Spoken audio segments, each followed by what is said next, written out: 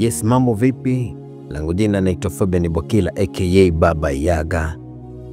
Na ukumbusha ya kwamba hii ni Fabi TV.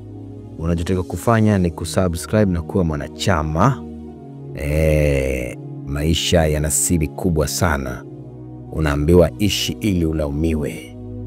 Aya, leo nataka nikuletee bonge la story moja kutoka kwa mamba ambaye aliachwa na mwanamke wake, na mwanamke huyo kisha kwenda sehemu nyingine, ya kwenda kwa mwanaume mwingine. Ilikuwaje? Ungana nami mwanzo mwisho. Alikuwa na ugumu wa maisha mwamba, alikuwa na kazi, maisha yake yalikuwa ni magumu sana, lakini alibahatika kumiliki mwanamke mmoja mzuri sana, na kwa bahati nzuri Mungu aliweza kuwajalia, waliweza kupata mtoto. Na mtoto huyo alikuwa hana umri mkubwa sana. Mtoto alikuwa kama na miezi 10 hivi. Ibidi yule mwanamke aweze kumwachia mtoto yule mwanaume, kwa sababu yule mwanamke aliweza kupata mwanaume mwingine, na yule mwanaume mwingine akamwambia, mimi nahitaji kuishi na wewe, lakini siwezi kuishi wewe pamoja na mtoto wako. Kwa hiyo yule mwanamke alichokifanya, ikabidi amchukue yule mtoto na kumrudisha kwa yule mwanaume masikini, ili yule mwanamke aende akalala kwa mwanaume mwingine. Basi yule mwanamke aliweza kufanikiwa na akaweza kukutana na mpenzi wake Mr. Black, na maisha yakawa ni mazuri sana kwa upande wao, lakini hali ilikuwa ni ngumu sana kwa yule mwanaume maskini ambaye aliweza kuachiwa mtoto. Jamaa aliishi na mtoto katika mazingira magumu sana. Alikuwa hana mbele wala nyuma, hata pa kulala kwake ilikuwa ni kipengele, na ukiangalia ameachiwa na mtoto, mvua kali inanyesha.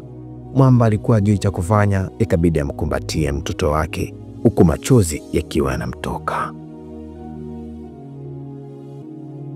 Wakati wanapita barabarani, kwa sababu mtoto alikuwa na njaa tangia asubuhi ajala, hata yeye mwenyewe ajala. Sasa mtoto akawa ametamani baga ambazo alizokuwa ameziona barabarani katika duka moja. Mtoto akamwambia, baba, nataka hii, nataka hii, nataka hii, nataka na hii. Baba akasema, sawa, ngoja niingize mkono mfukoni ili niweze kuangalia kama nitakuwa na kiasi chote cha pesa. Lakini kwa bahati mbaya hakuwa hata na shilingi 100.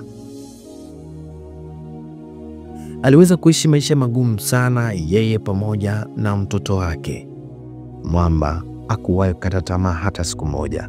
Anaamini kwamba ipo siku Mungu atamsaidia, atapata mwanamke atakayeweza kumwelewa na kuweza kumpenda yeye pamoja na matatizo yake. Ilibidi yule baba aweze kutoka na kuelekea majalalani ili akatafute chakula aweze kula yeye pamoja na mtoto wake. Wakati anatafuta, kwa bahati nzuri aliweza kukutana na donut. Alikutana na andazi, yale mandazi ya uvilingo. Ile baba alifurahi sana na akiamini ya kwamba ameweza kupata chakula, hivyo mtoto wake atakwenda atakula chakula vizuri. Basi alifanikiwa kumpa chakula mtoto wake, na mtoto akala bila kujua hiki chakula baba amekiokota, lakini kwa sababu wao hakikuwa na madhara, waliweza kula na Mungu aliwasaidia bila kupata matatizo yoyote ya kiafya. Basi maisha yaliendelea. Mzee akawa anafanya kazi ngumu ya kusambaza ice cream kama hizo balesa unazoziona. Alikuwa na kibaskeli chake, alafu mbele kulikuwa kuna kitenga, akaweza kumweka mtoto wake. Kwa hiyo hayo ndio alikuwa maisha yake ya siku zote pindi anapokwenda kazini kutafuta pesa. Mzee alikuwa anaokota mpaka makopo ili mradi tu aweze kupata pesa, aweze kumhudumia mtoto wake pamoja na yeye mwenyewe. Kwa hiyo mamba alikuwa anajitahidi sana kufanya kila aina ya kazi bila aibu, ili tu kuhakikisha kwamba anapata pesa na maisha mengine yanapata kuendelea. Mshikaji baada ya kufanya kazi nyingi mbalimbali, aliweza kupata pesa kidogo, na pesa hiyo akaona bora leo aende akanunue chakula cha special ili ache kula chakula cha majalalani. Alipofika nyumbani, mtoto wake alimchekelea sana baada ya kumuona baba yake.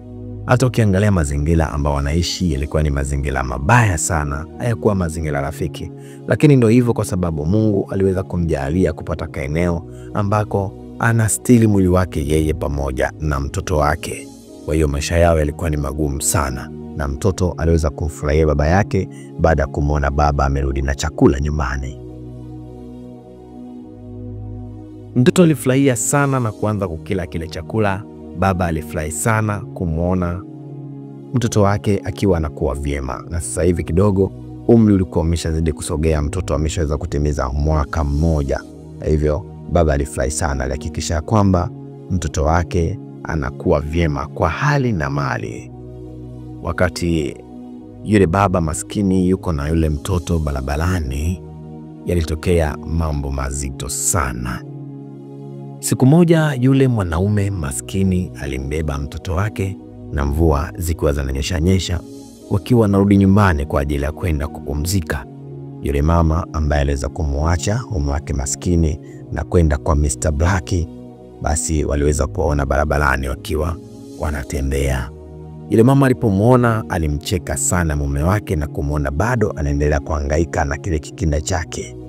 Hivyo akamwambia mume wake mpya ambaye ni Mr. Black, naona kama wanateseka, kama vipi hebu wagonge tu wafe ili tuweze kuwapunguzia adhabu ya duniani.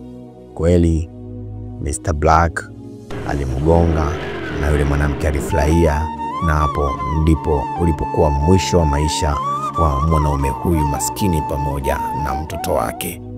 Ulikuwa nami naitwa Fabian Bokila aka Baba Yaga, na ukumbusha tu ya kwamba tunapewa nguvu na Fabi TV. Wasiliana nasi kupitia simu namba 0683878381. Jao.